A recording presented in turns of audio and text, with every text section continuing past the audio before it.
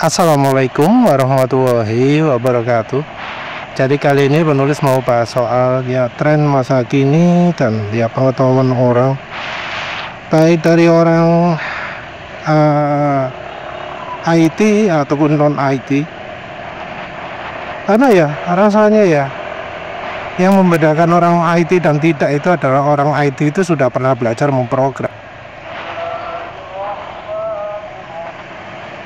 Belajar memprogram sendiri itu bukan sesuatu yang istimewa. Semua orang bisa melakukannya lalu belajar. Dan sekarang juga enggak begitu banyak menuntut yang namanya pola pikir. Belajar OOP pun kadang diabaikan pun bisa. Karena OOP walau mungkin konsep modern, tapi enggak belajar OOP pun tidak masalah. Sekarang itu yang namanya programming jadi tool oriented. Semua tergantung pada fasilitas yang diberikan oleh GUI atau studio lah istilah yang kita pergunakan.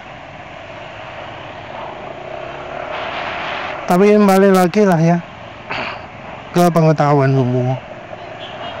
Karena sayangnya yang namanya IT sekarang pun pengetahuan umumnya bisa aja salah. Jadi yang profesional, yang kerjanya udak-udak komputer, kerjanya menyetel komputer, menyesuaikan komputer, itu bisa banyak salah dalam pengetahuan umum. Contoh lah yang agak spesifik, misalnya antara Windows dan Linux itu kelemahan masing-masing apa? Rasanya orang itu akan ngomong, Windows itu harus membayar, banyak aplikasi, banyak macam-macam, tapi lambat, tapi lemot. Padahal yang sering terjadi itu Windows lemot karena salah penggunanya. Karena takut kena virus, namanya antivirus diinstal 4, 5, 6, 7 gitu bawahnya. Jadi nggak heran bila kemudian lambat. Terus lagi aplikasi-aplikasi yang diinstal, terutama untuk yang masa kini, itu seringnya adalah aplikasi yang standby, on demand. Yang standby selalu ada di memori. Masalahnya aplikasi yang ada di memori ini ragu sekali terhadap memori, ragu sekali terhadap CPU.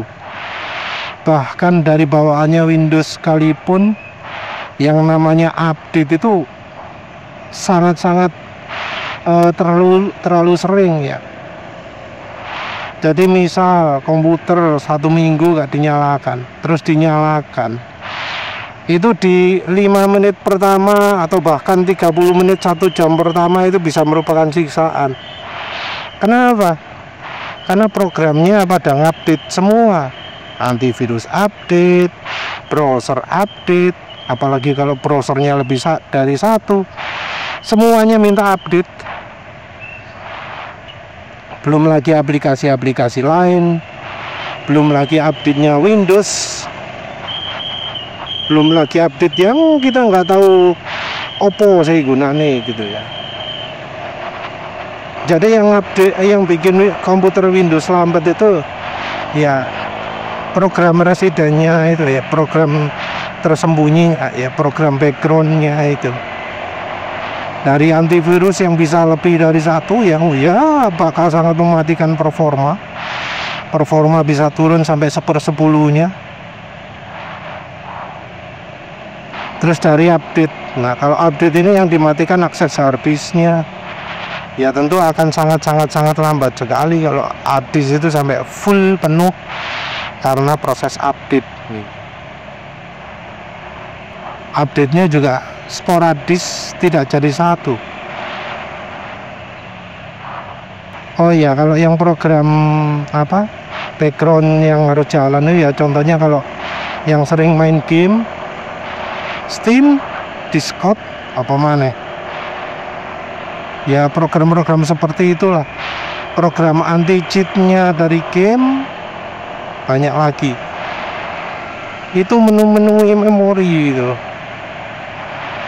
Program resmi juga ada, seperti misalnya dari Adobe, dari Autodesk, juga ada dari bawaannya Microsoft apa yuk sing backup online nih, Cloud.zero, ada Copilot juga. Itu yang bikin Windows lambat. Kalau itu dihilangkan, banter.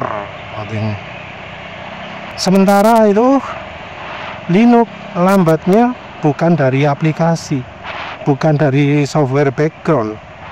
Karena ada software background pun Linux masih tetap kencang. Yang bikin lambat itu apa? Kernelnya. Entah mengapa kernel yang makin lama makin dioptimasi itu bukan makin kencang, tapi makin lambat. Bahkan kernel ya ada update, itu yang lambat bisa secara keseluruhan. Bisa harddisknya lambat, bisa prosesornya lambat, bahkan akses keyboard pun bisa sampai telat ya.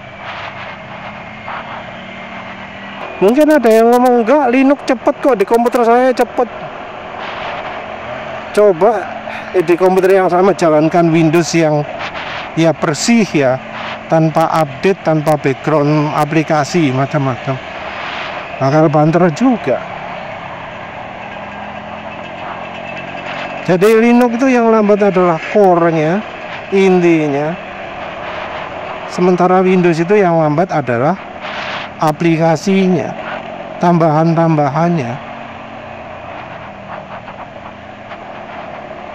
Tentu Linux sendiri macam-macam. Ada memang Linux yang kencang dari mulai bawah, dari dalam sampai luar, dari yang paling rendah sampai paling tinggi itu ada. Kalau Linux itu lengkap macam-macamnya, bisa yo wis warna-warni Linuxnya, fiturnya berlimpah, bisa kok kencang. Tapi ya Windows juga sama, bisa kencang. Jadi ketika orang ngomong, oh Linux itu kencang, Windows itu lambat, ya itu karena mereka nggak pernah membandingkan dalam kondisi sama-sama bersih atau sama-sama foto. Linux sendiri untuk update biasanya jadi satu ya, nggak pernah update itu terpisah dari masing-masing aplikasi. Update itu pasti jadi satu, entah dari OS-nya atau dari package-nya gitu ya. Update-nya mesti kumulatif, orang banyak, jadi kita bisa milih update sekarang apa enggak. Di Windows gak ono opsi, tahu-tahu sudah diupdate, sebelum diupdate itu lambatnya gak karu-karuan. Nah mitos itu ya, mitos Linux itu kencang, Windows itu lambat, itu ya banyak dianut bahkan oleh yang IT profesional sekalipun. Yang berikutnya adalah spesifikasi komputer. Orang berpikir bahwa kalau ngetik, kalau macam-macam itu nggak butuh komputer spesifikasi tinggi. Salah ya. Misal ada yang ngomong, wah Office pakai Linux nggak perlu spesifikasi tinggi, itu salah ya. Yang pertama karena Linux pun sekarang sangat lambat. Kalau spesifikasinya nggak tinggi nggak akan kencang. Spesifikasi 3,5 GHz dual core itu gak banter, lambat. Walau memori 8, memori 16 tetap baik. Jadi kalau mau kencang itu harus yang spek tinggi, core i3 4 prosesor atau 4 core ya. Itu pun dibandingkan dengan misalnya Windows XP, apalagi Windows 98, waduh, kita juga perlu membandingkan dengan Linux yang lama. Ubuntu versi 6, wah itu banter ya. Kalau bisa diinstal, karena ya sayangnya Linux lama itu kalau diinstal di hardware yang baru crash ya, gak gelem, nggak mau.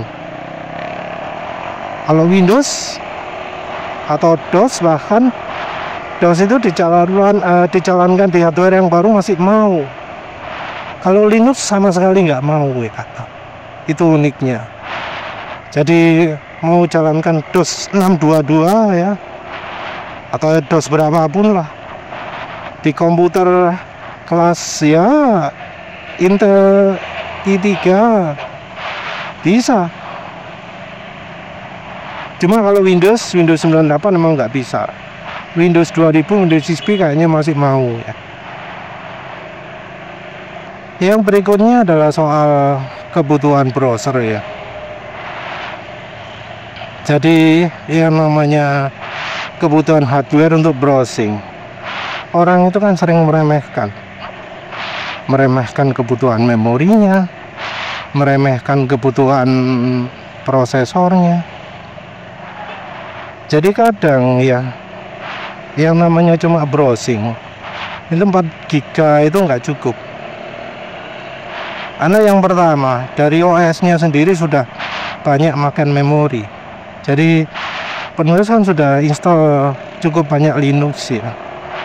Nah, keadaan nganggur gitu, Linux yang baru dengan GUI yang baru itu bisa makan memori antara 2,5 sampai 4 bahkan 5 giga.